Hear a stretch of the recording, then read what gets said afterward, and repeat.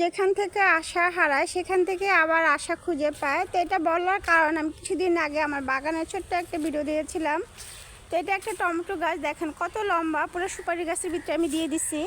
তো ভাবছি গাছটা কেটেই ফেলবো, মনে হয় কিছুই ধরবে না, শুধু দিন দিন বড় হচ্ছে। তারপরে আলহামদুলিল্লাহ দেখেন মাশাল্লাহ এই গাছে 2টা টমেটো এসেছে।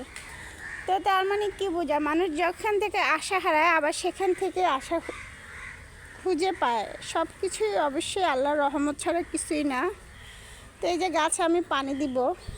তো ভিডিওটা করারও একটা কারণ আছে, স্মৃতি হয়ে থাকবে। কারণ আমরা যে এলাকায় থাকি এখানে চোর চোরটার কোনো অভাব নাই, কখন কেটে ছিঁড়ে ফেলে তার কোনো ঠিক নেই। কারণ এখানে আমার লাউ গাছ ছিল, লাউ গাছ ছিঁড়ে ফেলছে।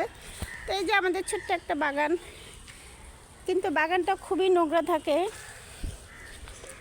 যে দেশে মানুষের কোনো নিরাপত্তা নেই সেই দেশে সামান্য একটা গাছের নিরাপত্তা ভাবি কীভাবে, আমাদেরও ভুল।